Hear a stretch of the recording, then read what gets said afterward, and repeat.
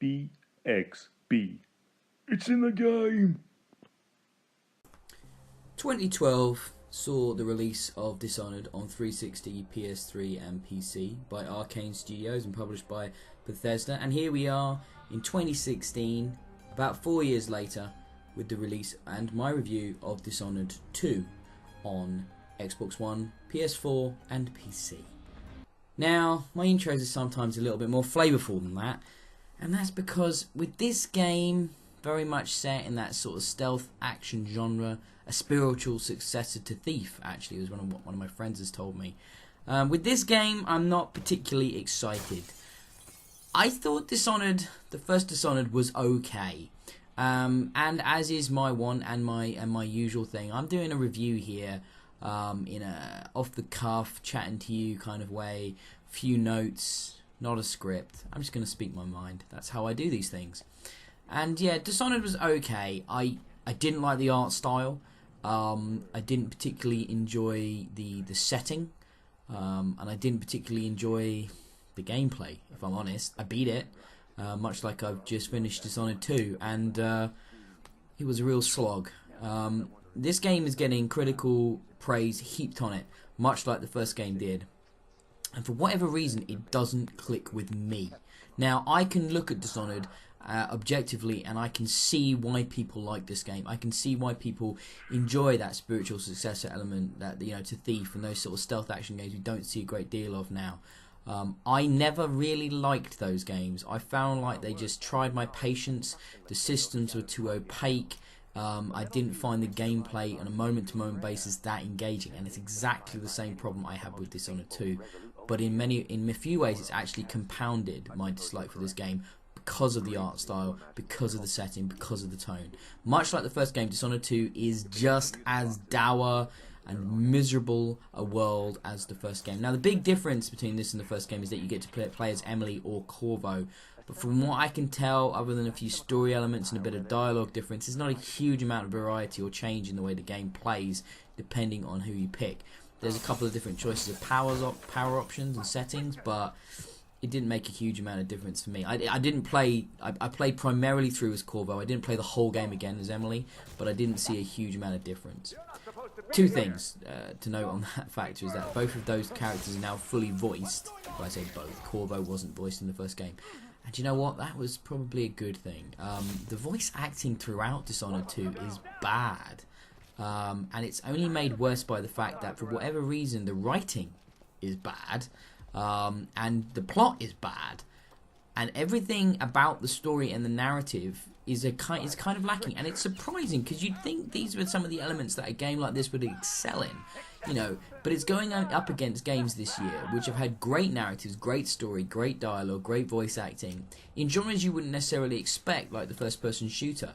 So when you get an action stealth game, a game which, you know, in many ways should be reveling in these things, it really falls down and it really shows up its kind of shortcomings, and it's a great shame. I mean, look, the way the game starts, it throws you into things in such a rush that it doesn't really give you any of the motivations that you're required to do what you need to be doing. It's 15 years later, blah blah blah. Emily's the Empress, like, you know, as you'd expect, but stuff happens after that so fast that it just spins out of control. Now, as the game progresses, the story is revealed, and, you know, and things are grounded a little bit more into a narrative sort of setting that makes sense, but it really missed a chance to hook you in. Like, no form of slow build, no form of character development that made you care about these characters. Ostensibly they're different characters. It's 15 years later. Corvo you can expect to be quite similar, but Emily you need to build on, and it just isn't there. Now we have the combat, and you know, it's fine, and the traversal is fine. It's much like the first game. You know, you have a mixture of powers and stealth and action and melee combat and range combat. A bewildering amount of choices almost. So the player can pick and choose his ways or her ways of going through each level, and that's great. I just didn't find any real reason to do anything other than just walk up to dudes and stab them.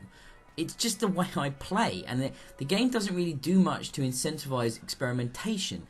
You have to be that kind of player that wants to explore the systems of a game, that wants to delve deeply into the world. And I don't mind walking around, picking up stuff, reading the logs and the letters and listening to the audio files and whatnot, the ambient sort of storytelling. I quite enjoyed some of that. Some of that was well written, some of it was interesting, most of it wasn't. But you know, that moment-to-moment gameplay for me, there wasn't enough of a reason. Like Deus Ex Human Revolution and Mankind Divided both have a similar idea of stealth action, but obviously in a future setting. And I think both of those encourage you to actually experiment a little bit more. I played through the game on normal, and perhaps that was the problem. Perhaps the fact that I'm just not a big stealth gamer is the problem. Like I said at the beginning of the review, I can see why people like this type of game. It's just not my type of game. And here at BXB, we can only review from our perspective. You know, we're very much a character-driven review kind of website. We don't believe in necessarily trying to objectively review everything from a sort of third-person perspective. But I will admit, even with the problems I had with the game, I can see exactly why people love this type of game and enjoy it.